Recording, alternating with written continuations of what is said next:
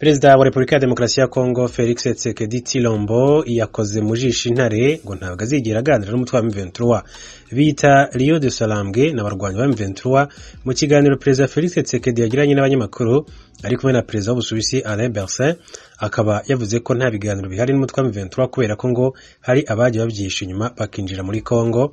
Nkuko yabigarutseho umunyamakuru wa radio y'Ubusuwisi yabwiye Perezida Tshisekedi ko hari impinduka zigaragara zirimo kuba bivuye ku ngabo za EAC ndetse zafashije bavuye mu byabo gutahuka, amubaza niba kongera igihe cy'ingabo za EAC ho amezi agera kuri 3 bihagije ngo ikibazo kibe kirangiye. Anamubaza ku miyoborere ya Kivu mu buryo bwa gisirikare.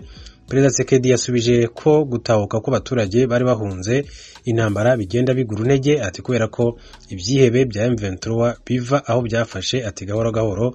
Nkuko yabigarutseho yavuze ko ariko bizeye ko abaturage bazarushaho gusubira iwabo kuko Kongo yakiriye ibaruwa y'umunyamabanga wa EAC asaba ko ingabo z'uyu muryango zongererwa igihe kandi zikaba arizo zigenzura ko M23 iva aho yafashe.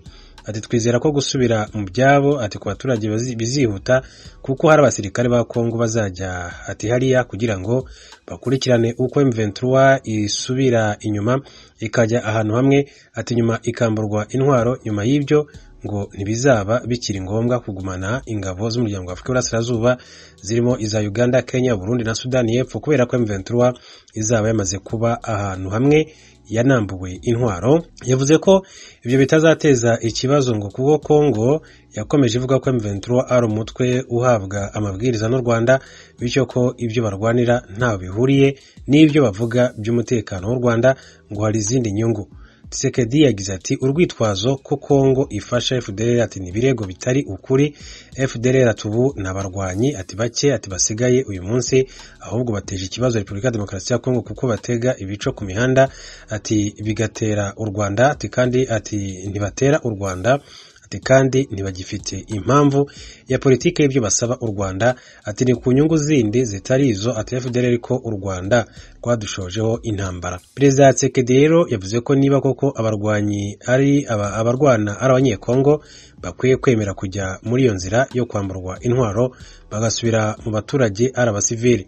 Ati ngiye gutanga igisobanuro ati nanagishimangire ati nta biganiro bihari ati nuriya mutwe M23 ndabivuga ati nongere mbishimangire ati nta bizigira bibaho ati kubera ko tuzi uko abahungabanya abakora umutekano ati ni mu kwitwaza ibyo biganiro bakabyuriraho ati bakatwinjirira ati nyuma bakemera indi mitwe izaza isaba ibindi bintu ati bitari ibyo ati bagasobanura impamvu bateye Repubulika ya Demokarasi ya Kongo. Yavuze ko inteko ishinga amategeko yamaze kubyanzura ko nta biganiro bizabaho n'imitwe ikoresha intwaro mu kurwanya Repubulika ya Demokarasi ya Kongo.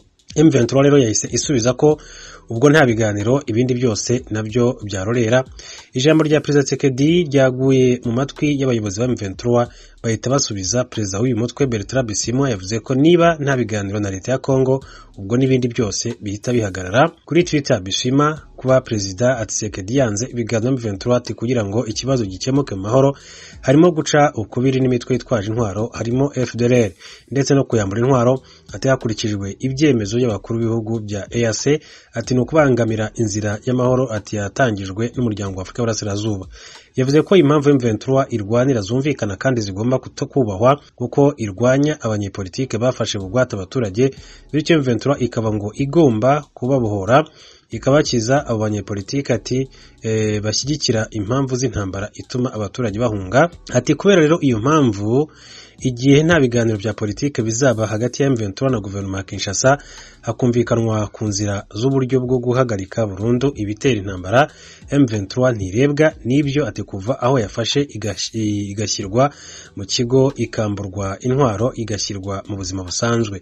Kuri Perezida w'Ubusuwisi Alain Berset yavuze ko ikibazo cyo mu burasirazuba bwa Kongo byagaragaye ko hari ibihugu bituranye nayo bifitemo uruhare bikaba biha inkunga M23. Avuga ko icyo kibazo kiri ku rwego mpuzamahanga ariko igisubizo cyacyo kizava mu bihugu by'akarere yenda Ubusuwisi bukaba bwagira uruhare rwo gufasha ati haba kugisobanura mu muryango mpuzamahanga.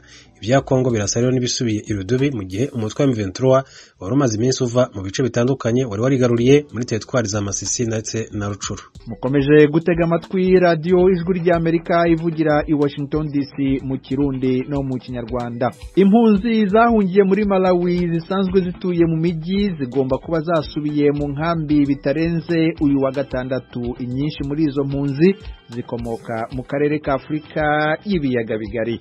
Twebwe mu Kirundi tuvuga ngo twabuze arishana yo tumira kuko amasaha 48 ni make cyane ko impunzi ziri nyuma y'inkambi abarundi abanyarwanda n'abakongomani twasohotse inkambi leta na UN bavyumvikanye ko.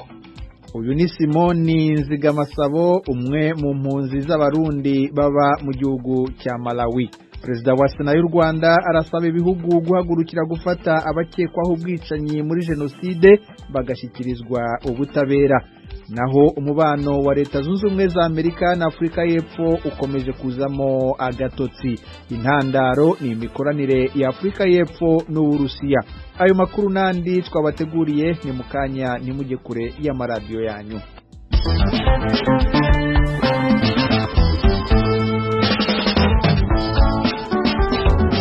Guverinoma ya Malawi yategetse impunzi zose ziba mu miji y'igihugu itandukanye kujya kuba mu nkambi y'impunzi ya Zaleka bitarenze kuri uyu wa gatandatu. Mugenzi wacu Venuste Nshimiyimana yavuganye na Simon Nzigamasabo, umwe mu mpunzi zikomoka mu Burundi ubu akaba atuye muri Malawi, amubwira uko bakiriye icyo cyemezo. Twebwe mu Kirundi tuvuga ngo twabuze arishana yo tumira kuko amasaha 48 ni make cyane ko impunzi ziri nyuma y'inkambi abarundi abanyarwanda n'abakongomani twasohotse inkambi leta na UN bavyumvikanye ko. Rero iminsi 15 ni make cyane kugira ngo umuntu ashobore kwimuka cyane ko n'abana bari kwishuri mu gishaka kabiri. Ni iki kibabuza gusubira muri iyo nkambi? Ni zihe mpungenge muterwa no gusubirayo? Inkambi ya Zaleka yubatswe kugira ngo yakire abantu 10,000 ariko kugira kuno munota tuvugana icumbikiye abantu barenga 50,000. Ifise ishuri rimwe rya primaire iryo bitagatuza, ifise rimwe rya secondaire. Ivyo bivuze ko n'abantu bari basanzwe baba mu nkambi nabo batiga bihagije. Rero kongeraho impunzi 1000 ziri mu muji bisubwa ko abana bari nyuma y'inkambi batosubira kwiga. Wowe ugereranije usanga impunzi z'abarundi n'abanyarwanda n'abanyekongo bari hanze y'iyo nkambi bari mu muji bangana iki? Kubitigi leta yo itanga barenga gato 2,000 ariko jewe no kubwira ko impunzi nyuma y'inkambi zishika gato canka zirenga 8,000 kuko hari ababa inyuma y'inkambi batisasumisha kubera gutinya umutekano wabo kumbure baramutse bitagenze neza uburyo bobaho mu nkambi. Ariko se babaho ngaho nk'impunzi bahaba nk'abantu bishakishiriza imibereho muhaba mute? Ku masezerano ya UN na leta impunzi ishaka kutaba mu nkambi barayiha agapapuro bita token uwo bagahaye. Rero ubwo ntabayemerewe gukongera gufashwa mu nkambi. Rero abari nyuma y'inkambi nka bose bafite batemera ko bafashwa.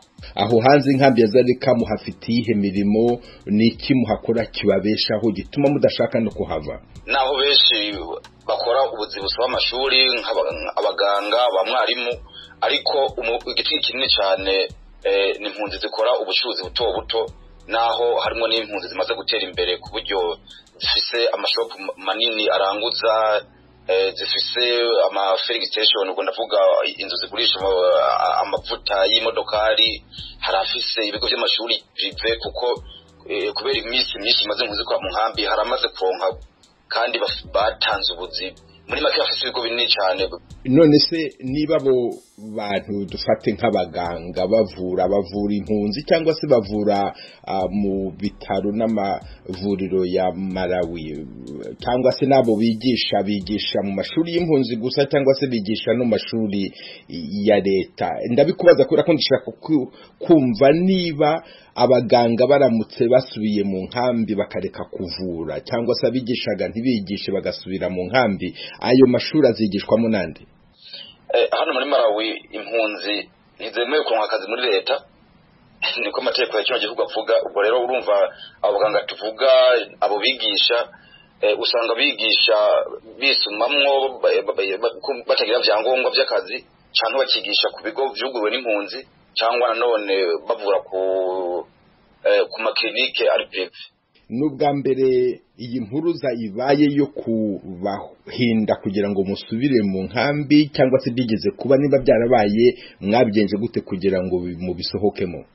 Suga mbere bibaye hafi buri mwaka bino bintu biraba ariko ntivyari bwabe kuri no rwego biva muri ministeri byahora biva kumbure ku karere hanyuma impunzi n'abagihugu n'abajejwe leta baganira rimwe na rimwe bigasubira inyuma ariko ubu biboneka yuko byafashe indi ntera.